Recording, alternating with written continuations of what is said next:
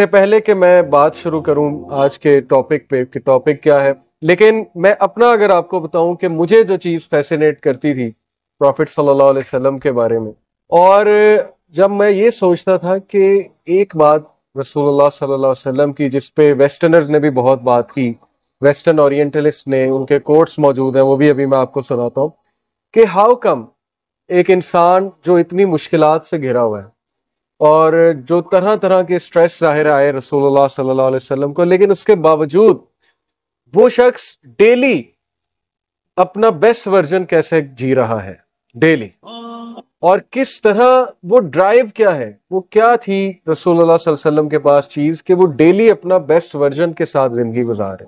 صحابہ کہتے ہیں کہ رسول اللہ صلی اللہ علیہ وسلم کی چال 50 سال پلس رسول اللہ کی ایج جب تھی تو صحابہ کہتے ہیں ہم ایون ان سے ینگ تھے لیکن وہ ہم سے آگے نکل جاتے ہیں، یعنی ان کی چال ایسی تھی کہ جوان آدمی بھی پیچھے رہ جاتا ہے۔ تو یہ اسی انسان کی چال ہو سکتی ہے جس کے پاس ڈرائیو ہے، جس کے پاس پیشن ہے، جس کے پاس زندگی کا اتنا کوئی اسٹرانگ فلسفہ ہے کہ اس کے لیے میٹر ہی نہیں کر رہا، جیسے سائیکالوجی میں اس کو سیلف ایکچولائزیشن کی سٹیج کہتے ہیں، ابراہم میسلو کا ہائرارکی آف نیڈز، اب تو خیر وہ چیلنج ہو گیا، لیکن خیر اس میں ایک سٹیج وہ بتاتے ہیں سیلف ایکچولائزیشن، جس کو خود ہی بھی کہا علامہ اقبال نے۔ سیلف ایکچولائزیشن وہ سٹیج ہوتی ہے کہ جب دنیاوی ٹینشنیں اور پریشانیاں آپ کے لیے کچھ بھی نہیں رہتی، میٹر ہی نہیں کرتی، اور آپ اتنے اسٹرانگ ہو جاتے ہو اور آپ اس لیول پہ پہنچ جاتے ہو کہ آپ کو کوئی بھی نہیں روک سکتا جو آپ کرنا چاہتے ہو۔ اور یہ سیلف ایکچولائزیشن ہمیں رسول اللہ صلی اللہ علیہ وسلم کے اس سینٹینس میں نظر آتی۔ جب ابو طالب کو کہا کہ اپنے بھتیجے کو روکو، یہ تو ہمارا سارا سٹیٹس کو اور نظام خراب کر رہا ہے نعوذ باللہ، تو انہوں نے بات کی رسول اللہ صلی اللہ علیہ وسلم سے، تو اللہ کے نبی نے جواب دیا کہ او مائی انکل، اگر یہ سورج کو میرے رائٹ ہینڈ میں رکھیں اور چاند کو میرے لیفٹ ہینڈ میں رکھیں تو پھر بھی میں اس مشن سے نہیں رکوں۔ یہ ایسے شخص کے ہی الفاظ ہو سکتے ہیں کہ جس کو کسی کا ڈر نہیں سوائے اللہ سبحانہ و تعالیٰ کے، اللہ رب العالمین کے، اور یہ کیسے اتنی سٹرینتھ آ گئی اس جملے کے پیچھے؟ بہت سٹرینتھ ہے اگر آپ اس پہ سوچیں۔ حضرت عمر صلی اللہ عنہ سے ایک بار رسول اللہ صلی اللہ علیہ وسلم کی گفتگو ہو رہی تو حضرت عمر نے کہا یا رسول اللہ میں آپ سے سب سے زیادہ محبت کرتا ہوں سوائے اپنے اور اپنی فیملی والوں کے۔ سچ بولا۔ اللہ کے نبی صلی اللہ علیہ وسلم نے کہا کہ عمر آپ تب تک کامل مومن نہیں ہو سکتے جب تک آپ اپنی فیملی اور اپنے آپ سے بھی مجھ سے زیادہ محبت نہیں کریں گے۔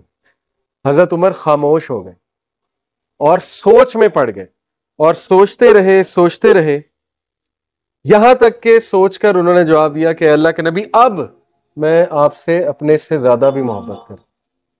تو ان کی محبت ایموشنل سے زیادہ انٹلیکچوئل تھی۔ یہ بہت فرق ہے۔ ایک صحابی نے رسول اللہ صلی اللہ علیہ وسلم کو کہا کہ میں آپ سے بہت محبت کرتا ہوں، تو اللہ کے نبی صلی اللہ علیہ وسلم نے کہا کہ سچ کہہ رہے ہو؟ تو انہوں نے کہا میں سچ کہہ رہا ہوں۔ تو اللہ کے نبی صلی اللہ علیہ وسلم نے کہا کہ پھر مشکلات کے لیے تیار ہوں۔ یعنی ریئلسٹک محبت تھی ان کو۔ دیکھیں ایموشنل بالکل ہے، جذباتی محبت وہ بھی، اس کی بھی بہت قدر ہے۔ ایک نان پریکٹسنگ بندہ ان دا سینس کہ جو سٹرگل کر رہا ہے اسلام کو ایکٹ کرتے ہوئے، ہم سب سٹرگل کرتے ہیں کسی نہ کسی شکل میں، وہ کہتا ہے کہ ہاں نماز پڑھنی چاہیے، مجھ سے نہیں پڑھی جا رہی، لیکن وہ مانتا ہے نماز، وہ بھی بہت محبت کرتا ہے رسول اللہ سے۔ ایک بہت ایسا شخص جو کہتا ہے میں بہت گناہوں میں مبتلا ہوں، وہ بھی محبت کرتا ہے۔ تو یہ تو جذباتی محبت تو ہے ہی، اور یہ تو اللہ نے ہر مسلمان کے دل میں رکھی ہوئی، یقین کریں۔ لیکن یقین کریں اگر ہمیں انٹلیکچوئل محبت ہو جائے، ہمیں پتہ لگ جائے کہ وہ ہیں کون، اور مسلمان ان کی سیرت میں عمل کرنے لگ جائیں، تو اس قوم کو کوئی نہیں ہرا سکتا۔ دنیا میں ایسی مثال نہیں ملتی، دنیا میں۔ رومن نے بھی بہت غلبہ پایا، گریکس نے بھی پایا، اس میں کوئی انکار نہیں ہے ہمیں، لیکن رومیوں کو ہزاروں سال لگے غلبہ پانے۔ پتہ آپ کو اس بات کا؟ تاریخ پڑھنے میں یہ چیز ہسٹورینز کو بیفل کرتی ہے کہ 80 سال میں ایک قوم اتنا رقبہ کیسے بنا لیتے ہیں اور اس لیول پہ کیسے پہنچ جاتے ہیں۔ 80 سال میں تو رومن جو ہے وہ ان کو 2 سٹیز کانکر ہوئی ہوں گی میکسیمم، کتنے سٹیز کانکر کر لی ہوں گی۔ تو یہ ایک جیتی جاگتی جو ہے وہ ہمارے سامنے مثال ہے کہ ہاؤ کم اتنی پیس پہ کیسے ہو جاتا ہے کام۔ وجہ کہ جو سسٹم رسول اللہ صلی اللہ علیہ وسلم نے صحابہ کو دیا، جو تربیت کی انہوں نے، تو وہ اتنی ڈائنامک تھی، اتنی ایفیشینٹ تھی، اور اتنا کوئک تھے مسلمان۔ اور سب سے بڑی بات یہ کہ اللہ کی برکت اصل بات ہوئی، باقی اپنی خوبیاں اپنی جگہ، لیکن یہ کہ اللہ کی طرف سے برکت آئی جب تک مسلمان نبی صلی اللہ علیہ وسلم کے طور طریقے میں چلے، اور دیکھیں اس کا رزلٹ ہمارے سامنے ہے۔ جیسے طور طریقوں سے ہٹنا شروع ہوئے تو مسلمانوں کا ڈاؤن فال شروع ہو گیا، اور وہ ڈاؤن فال چل رہا ہے، اب بہت بڑے لیول پہ چل رہا ہے۔ تو اس لیے مجھے جو چیز فیسینیٹ کرتی تھی سیرہ کے بارے میں وہ یہی تھی کہ کیا ایسا تھا رسول اللہ صلی اللہ علیہ وسلم کے پاس کہ وہ ڈیلی موٹیویٹڈ ہو کر اپنے بیسٹ لیول پر زندگی گزارتے تھے۔ حالانکہ ان کی پرابلمز میں ابھی آپ کو بتانا شروع کروں تو آپ لوگوں کو یقین ہی نہیں آئے گا۔ پروفٹ صلی اللہ علیہ وسلم یتیم تھے۔ ایک 6 سال کے بچے کے لیے اپنی والدہ کو فوت ہوتے دیکھنا اپنی آنکھوں کے سامنے، سفر پہ، وہ بھی سفر پہ، اس سے بڑا ٹراما تو ہوتا ہی کوئی نہیں۔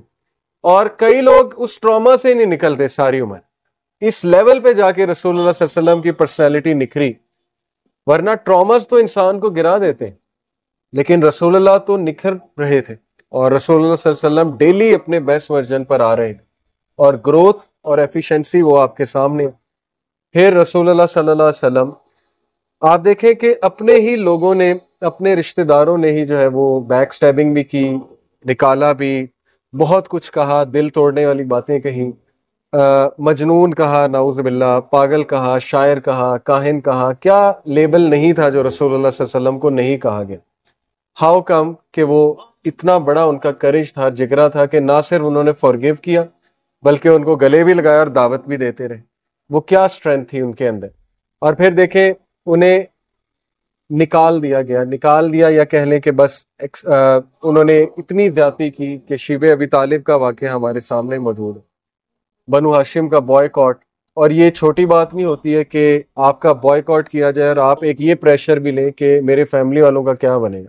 انہوں نے یہ پریشر بھی ڈالا کہ ہم اس کی فیملی کا بوائے-کاٹ کرتے ہیں، تجارت روکتے ہیں تو شاید یہ رک جائے۔ اب وہ پریشر بھی لینا کتنی بڑی بات ہوتی کہ اب تو لوگوں میرے ساتھ، وہ میرے گھر والوں کو بھی ٹارچر کرنے پہ آ گئے، میرے صحابہ کو بھی ٹارچر کرنے پہ آ گئے۔ اس کے بعد آسانی آنی چاہیے تھی شیب ابی طالب کے بعد، جنرلی اسپیکنگ، لیکن اس کے بعد کیا ہوا؟ حضرت خدیجہ کی ڈیتھ ہو، لو آف ہز لائف، اور سہارا، ظاہر ہے بہت بڑا سہارا ہوتا ہے نیک بیوی، تو وہ ان کی وفات ہو گئی۔ ہم جیسا بندہ تو اب تک پاگل ہو چکا ہوتا، سوسائڈل تھاٹس آ رہے ہوتے اور پتہ نہیں ہم نے کیا کر لیا ہوتا، کہیں سے چھلانگ مار دی ہوتی کہ یہ کیا ہوا، لیکن حضرت خدیجہ کی وفات ہو جاتی۔